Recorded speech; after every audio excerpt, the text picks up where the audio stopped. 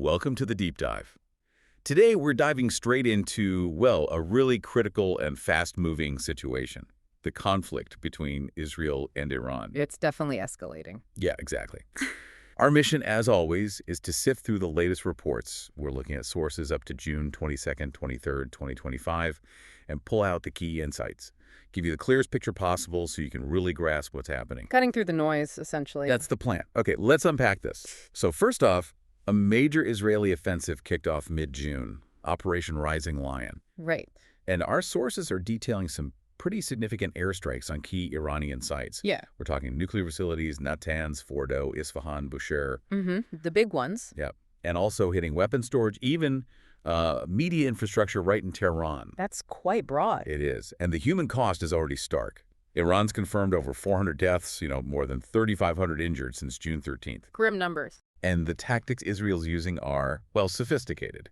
Drones, cyber attacks, and reports mention internal sabotage, possibly Mossad, to take out air defenses, missile launchers. A multi-pronged approach designed to disable and disrupt before Iran could fully react. Exactly.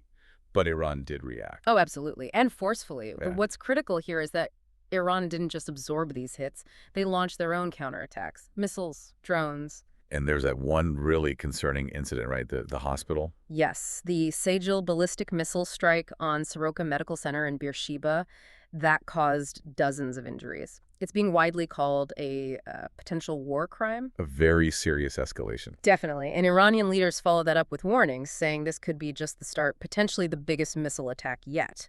That signals clear intent for more. Oh. And then there's the massive economic threat, Iran warning they might close the Strait of Hormuz. Which is huge. We're talking, what, 20% of the world's oil? Roughly, yes. About a fifth of global oil trade passes through there. Closing it wouldn't just spike oil prices, which it already has to some extent. Right. It would force a massive global rethink on energy security, supply chains. It redraws economic lines potentially very quickly. Hearing about the casualties, the hospital strike, the panic reported in Tehran, people trying to leave, it really brings the human element into sharp focus. It absolutely does. It's easy to talk strategy and geopolitics, but these are, immediate terrifying events for people on the ground, not just abstract moves. So true. Okay, but then the situation broadened even further, didn't it? The U.S. got directly involved. Yes, that was a major development around June 22nd. Tell us about that. The sources mentioned B-2 bombers. That's right. U.S. B-2 bunker busters hit 3 Iranian nuclear sites, Fordo, Natanz, and Isfahan again. Reports indicate heavy underground damage. And President Trump made statements hinting at regime change. He did. That phrase, Iranian regime change, carries enormous weight. What do the sources suggest that means in practice? Is it just rhetoric or something more? Well, the sources don't lay out a specific operational plan for it, obviously, but just saying it shifts the whole perceived goal of the conflict. It moves it beyond just containing Iran's nuclear program or responding to attacks. It suggests a much more fundamental long-term objective that really ups the ante. And we saw the immediate global reaction to that, didn't we? Yeah. Oil prices surging, investors moving to safer assets. Exactly. That kind of statement, combined with direct U.S. military action, sends shockwaves through global markets instantly. It affects diplomatic calculations, too. Okay, so let's try and pull these threads together. We have the military actions, the threats, the U.S. involvement. What about diplomacy? Is anyone trying to cool things down? Yes, there are efforts. European powers, Germany, France, Britain, initiated talks in Geneva, but there's a condition. Which is? A halt to military attacks from both sides. Iran has apparently shown some conditional willingness to negotiate on that basis. Conditional. And the UN? The UN, along with other world leaders, are appealing for peace, for a ceasefire. So there's definitely international pressure building to de-escalate. But meanwhile, the humanitarian situation. We mentioned the panic in Tehran. Yes. Reports describe a public exodus, internet shutdowns, widespread fear. And we're seeing other countries react to, like India's Operation Sindhu, evacuating over 100 of its citizens from Iran.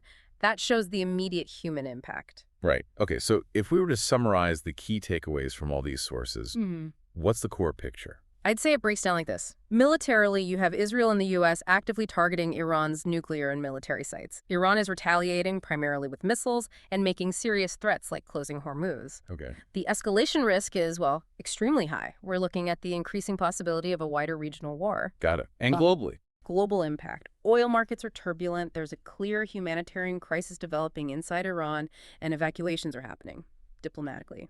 Europe's trying to broker talks. The UN's calling for calm. But the U.S. is applying pressure, even floating regime change. So what does all this mean for you, trying to make sense of it all? I think what these reports really show isn't just, a sequence of events.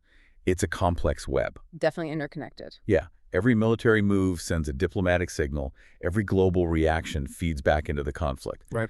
Understanding that interplay, that feedback loop, seems crucial to grasping the real danger here. And it raises a really important question, doesn't it? Which is? In a conflict that's moving this fast, with so many players and such high-stakes human, economic FEMA lifts, how do global powers actually balance those immediate military goals with the longer-term need for de-escalation and stability, especially humanitarian stability? That is the tightrope walk, isn't it? Yeah! A huge challenge. Our goal today was really to give you the essential information, the context from these latest reports, so you can keep thinking about exactly those kinds of complex questions yourself. Building on the insights. Exactly. Thanks for joining us on this deep dive.